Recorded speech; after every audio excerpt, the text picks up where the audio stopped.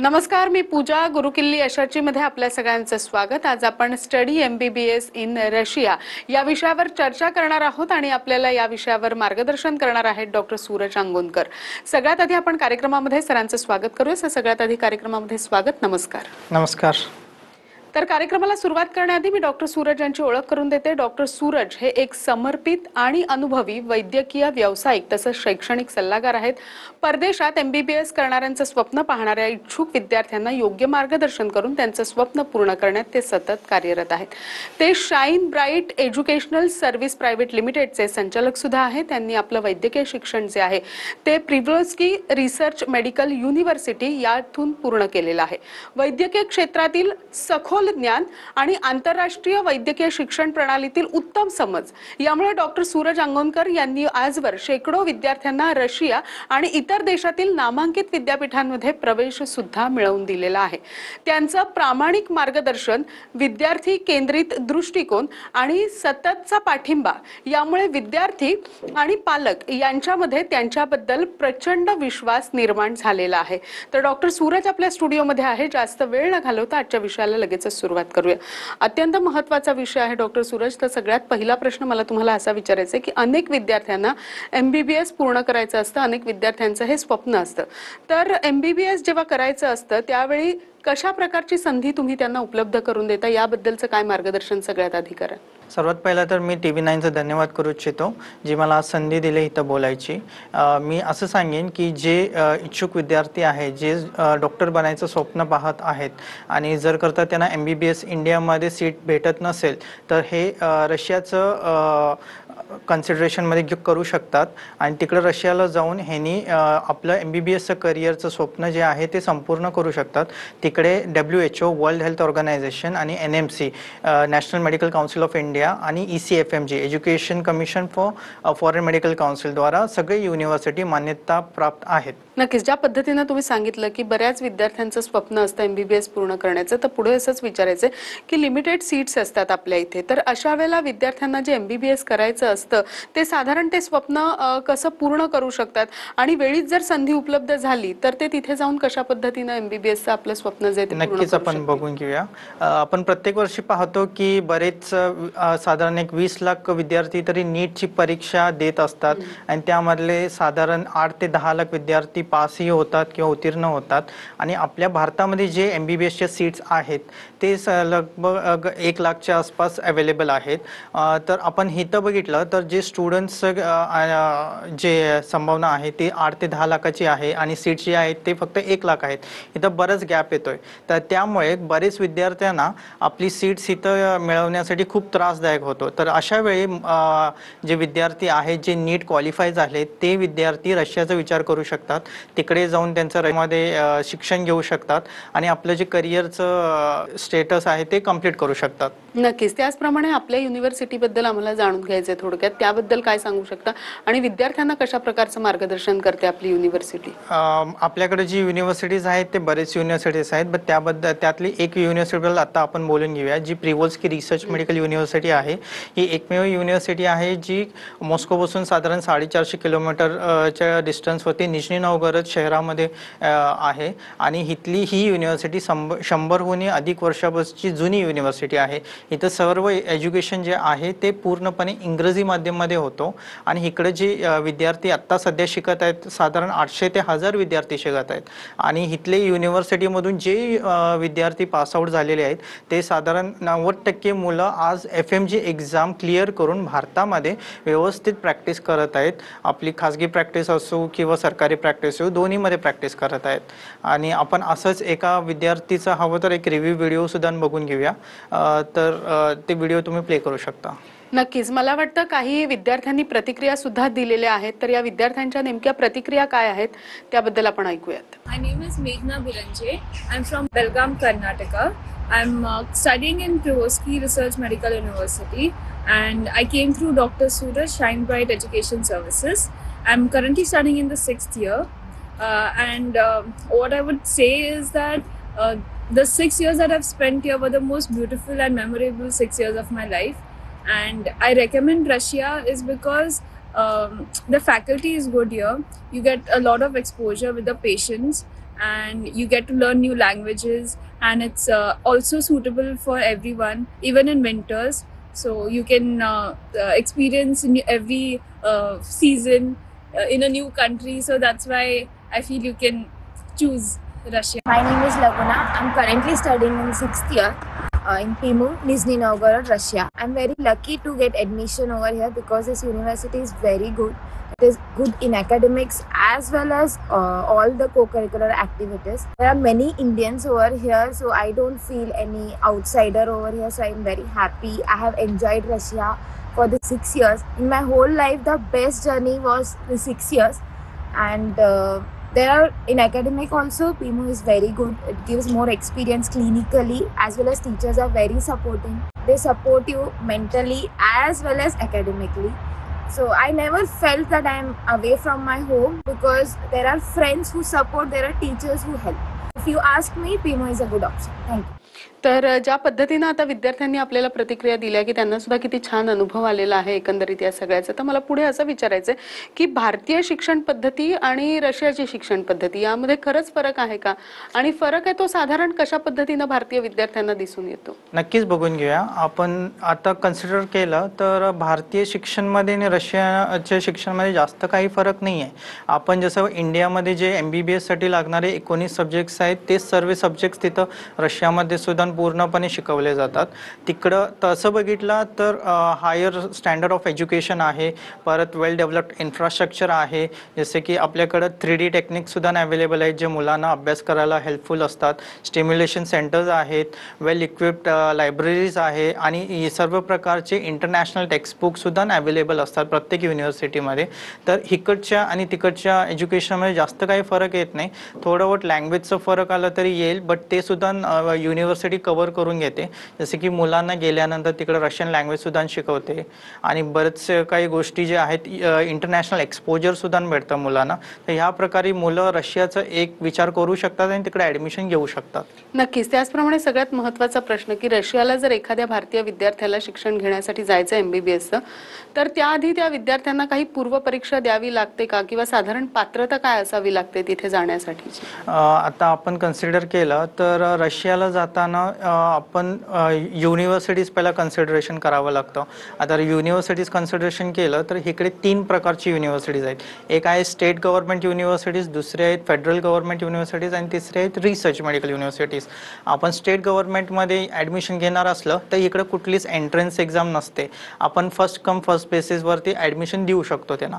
But जेव्हा आपण कंपॅरिझनमध्ये federal universities येतात आणि रिसर्च युनिव्हर्सिटीज येतात, फेडरल युनिव्हर्सिटीज आणि रिसर्च युनिव्हर्सिटीज हे सेंट्रल गव्हर्नमेंट कंट्रोल करतं. सो ह्याच्यामध्ये जेव्हा प्रवेश घ्यायचा असतो तर तुम्हाला एक मिनी MCQ प्लॅटफॉर्मची टेस्ट जी ऑनलाईन होते ती द्यावी लागते. तर ती टेस्टमध्ये उत्तीर्ण झाले तर तिकडं आपण त्यांचं ॲडमिशन सक्सेसफुली रजिस्टर करू शकतो.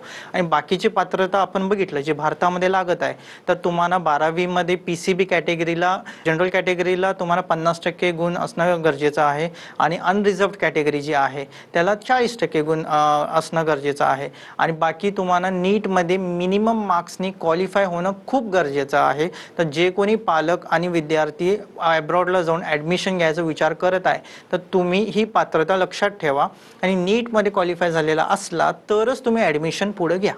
नक्कीच. त्याचप्रमाणे रशियामध्ये जर एखाद्या विद्यार्थ्याला MBBS करायचे तर बऱ्याच अडचणी त्याला येत असतात. तर अशी एखादी अडचण भारतातना रशियामध्ये जाताना आली विद्यार्थ्याला, तर साधारण तुमची युनिव्हर्सिटी किंवा तुम्ही काय मदत करता या विद्यार्थ्यांना?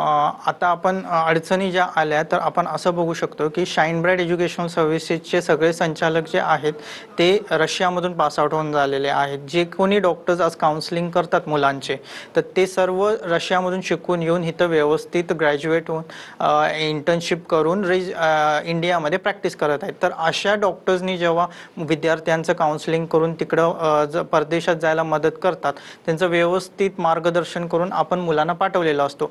जेव्हा मुलं इथून जातात तेव्हा आमचे एक संचालक किंवा कोऑर्डिनेटर त्यांच्यासोबत जातात. तिकडं जाऊन मुलं व्यवस्थित सेटल होईस्तोपर्यंत आपले कोऑर्डिनेटर सगळे प्रकारची मदत सुविधा त्यांना उपलब्ध करून देतात. आणि मग तिथं काही अडीअडचणी आल्या तरी आपले कोऑर्डिनेटर्स अवेलेबल असतात. मुलं डिरेक्टली कोऑर्डिनेटर्सला संपर्क साधून त्यांचे जे काही प्रॉब्लेम्स आहेत ते सॉल्व्ह करून घेऊ शकतात. आणि प्रत्येक महिन्याला जे काही स्टुडंट्सचे अपडेट्स असतात, जसं अकॅडमिक अपडेट असू दे, हेल्थ वाईज अपडेट असू दे, तिकडे काही त्रास होत आहे का, हे पालकांसोबत हमेशा टचमध्ये असतात कोऑर्डिनेटर्स आणि त्यांना अपडेट कंटिन्युअसली देत राहतात. तर अशा प्रकारे आम्ही मुलांची जे काही मदत लागते ते करत राहतो. त्याच पद्धतीनं सगळ्यात महत्त्वाचा मला वाटतं विद्यार्थ्यांना तिथे गेल्यानंतर प्रश्न येत असेल ती आपली आहार पद्धती आणि त्यांची ही फार फरक आहे. तर साधारण त्यांना तिथे गेल्यानंतर आपल्या पद्धतीचं जेवण किंवा बाकीच्या गोष्टी सुद्धा तिथे मिळतात का आणि त्याची साधारण तुम्ही कशी काळजी घेता, कारण का ते मिळालं तर त्यांचं अभ्यासावर लक्ष केंद्रित. अगदीच बरोबर. आहार आहे तर सगळं उपलब्ध होतं. आणि आहार तिकडचं कसं आहे, रशियन फूड थोडं वेगळं आहे तर आणि इंडियाचं फूड जे आहे ते वेगळं आहे. आपण जेव्हा मुलं फर्स्ट टाइम रशियाला जातात तिकडं आपण एक कन्सिडरेशनमध्ये घेतो आणि तिकडं मुलांसाठी इंडियन फूड अवेलेबल करून द्यायची व्यवस्था करून देतो. काही ठिकाणी काही युनिव्हर्सिटीजमध्ये कसं असतं की मेससुद्धा अवेलेबल असतात. काही ठिकाणी असं होतं की गव्हर्नमेंट हॉस्टेल्समध्ये आपले किचन्स अटॅच असतात, मुलं स्वतः जेवण बनवून घेतात. अशा वेळी तुम्हाला दोन्ही इन हँड वर्क करावं लागतं की तुम्ही डिमांड नाही करू शकत की तुम्हाला इंडियन फूडच हवं आणि तुम्ही असंच राहावं किंवा ते प्रॉब्लेम्स असू शकतात.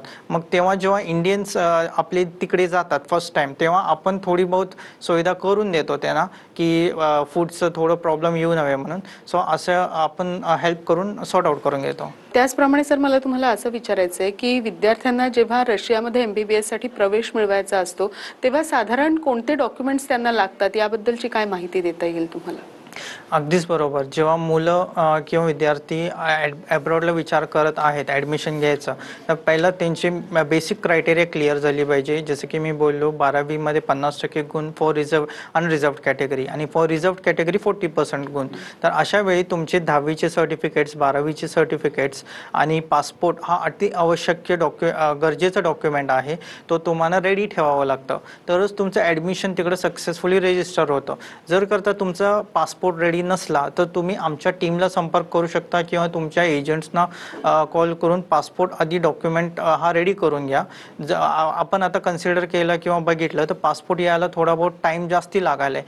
जसं की आपण नॉर्मली प्रोसेस केलं पासपोर्ट तर त्याला ॲटलिस्ट 30 to 45 डेज लागतात आणि इतका कालावधी टाईम आपल्याकडे नसतो. त्याच्यामुळे तुम्ही तात्काळमध्ये पासपोर्ट अप्लाय करा, आपल्याला संपर्क साधा, तुमचे डॉक्युमेंट्सची लिस्ट आम्हाला पाठवा, जे काही आहे ते आपण व्हेरीफाय करून तुमचं ॲडमिशन प्रोसेससुद्धा पुढे पार पाडवून देऊ. नक्की. ज्याप्रमाणे तुम्ही म्हणालात की कोणत्याही अडचणी आल्या, जर डॉक्युमेंट संदर्भातल्या अडचणी आल्या किंवा तिथे जाण्यासंबंधीच्या अडचणी आल्या तर कुठल्याही अडचणींसाठी तुम्ही किंवा तुमची युनिव्हर्सिटी मदत करते. पण जर विद्यार्थ्यांना तुमच्या युनिव्हर्सिटीमध्ये किंवा तुमच्याशी संपर्क करायचा आहे साधारण कुठे, कसा, कधी आणि केव्हा करावा? मी असं सांगू की जर का मुलांना किंवा विद्यार्थ्यांना आपल्याला संपर्क साधायचा असला तर त्यांनी आपल्या दिलेल्या गेलेल्या नंबर्सवरती संपर्क साधू शकतात किंवा त्यांनी आपल्या व्हॉट्सॲप नंबरला मेसेज करून विचारू शकतात. आणि आपण असं बोलू की जे कोणी पालक किंवा स्टुडंट्स इंटरेस्टेड असला ॲडमिशनसाठी तर तुम्ही 1-to-1 काउन्सिलिंगसाठी आपल्याला व्हिजिट द्या. आपल्या ऑफिसेसचे ॲड्रेस वगैरे सगळे दिलेले आहेत स्क्रीनवरती आणि त्या अकॉर्डिंगली आपण त्यांचं काउन्सिलिंग करून घेऊ, व्यवस्थित मार्गदर्शन करू आणि त्यांना सक्सेसफुली डॉक्टर बनायसाठी मदत करू.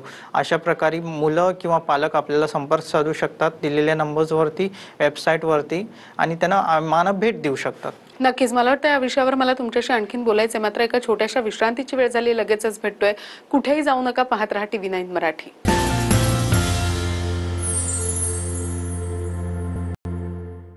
कार्यक्रमामध्ये आपलं स्वागत. आजचा आपला विषय आहे स्टडी MBBS इन रशिया आणि आपल्याला मार्गदर्शन करतायत डॉक्टर सूरज. लगेचच चर्चेला सुरुवात करूया. डॉक्टर, ब्रेकवर जाण्यापूर्वी ज्या पद्धतीनं तुम्ही सांगितलं की संपर्क साधायचा असेल तर स्क्रीनवर आपण वेगवेगळे नंबर दिलेले आहेत, त्याचप्रमाणे आपण आपला ईमेल ID सुद्धा दिलेला आहे, वेबसाईट सुद्धा दिलेली आहे, त्यावर जाऊन विद्यार्थ्यांना किंवा पालकांना संपर्क तुमच्याशी साधायचा आहे. त्याचप्रमाणे सगळ्यात महत्त्वाचा प्रश्न, रशियाला जायचंय, भारतातनं इतक्या लांब विद्यार्थ्यांना प्रवास करायचा आहे, तर साधारण पालकांच्या मनात हा प्रश्न येतो, खर्च किती येऊ शकतो या सगळ्यासाठी खर्च किती येतो आणि युनिव्हर्सिटी यामध्ये कशा पद्धतीने मदत करते? अगदीच बरोबर.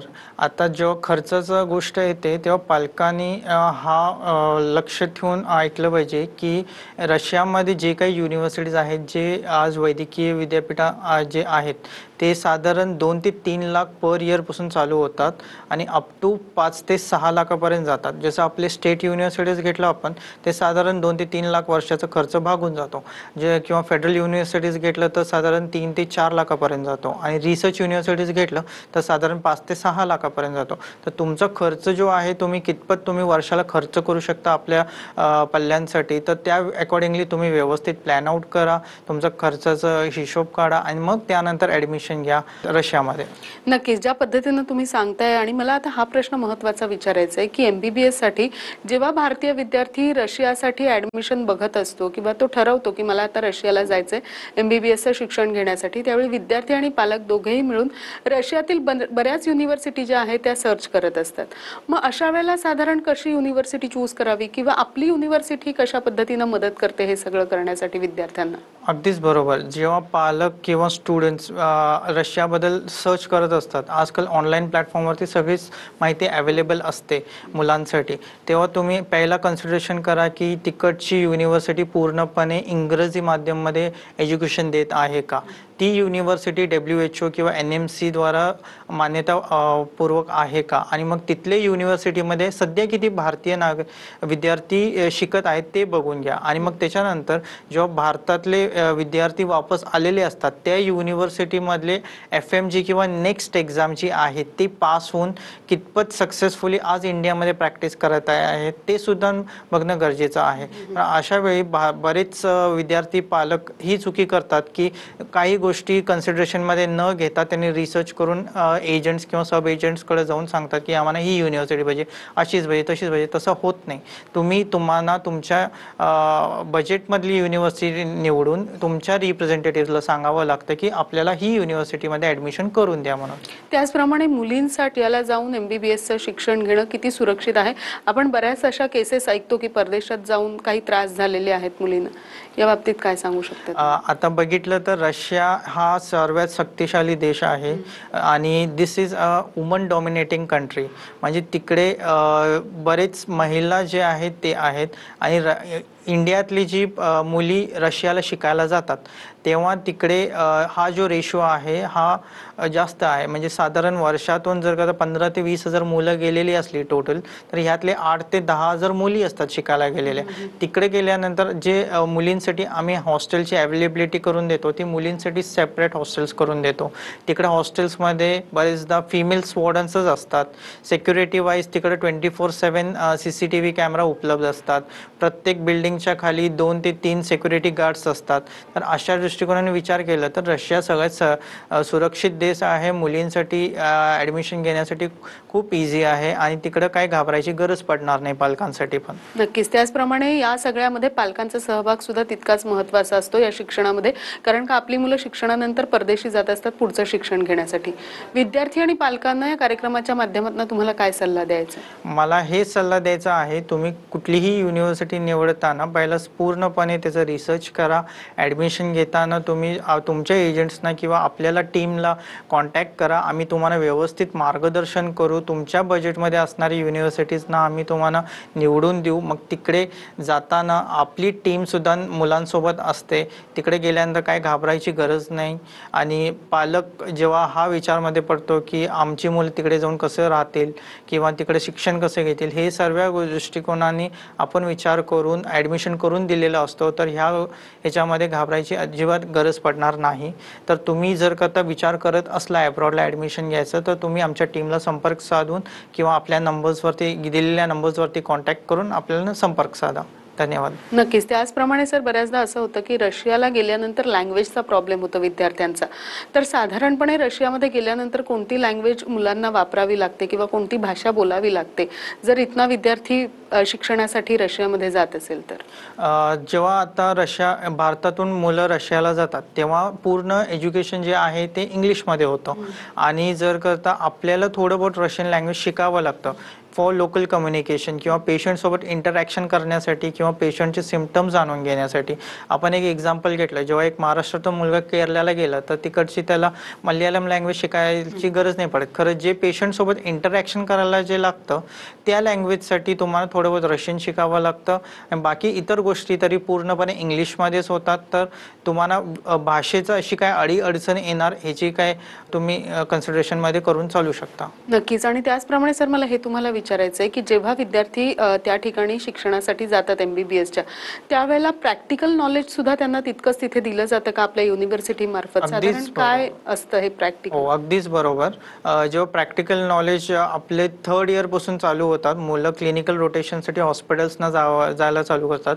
फर्स्ट इयर्समध्येच मुलांना ॲनाटॉमिकल थिएटर्समध्ये प्रॉपर ह्युमन कॅडेवरवरती प्रॅक्टिस करायला भेटतं. 3rd इयर पासून क्लिनिकल रोटेशन्सला जातात. त्याच्यानंतर 4th इयर 5th इयरला त्यांना प्रॉपर हॉस्पिटल्समध्ये ड्युटीज लावले जातात आणि पूर्ण 6 वर्षाचा जो हा कोर्स आहे त्याच्यामध्ये त्यांना इंटर्नशिप सहित कंप्लीट करून भेटतो. तर त्यांना भरपूर वास्टमध्ये आपलं प्रॅक्टिकल ट्रेनिंग आणि एक्सपोजर भेटतं.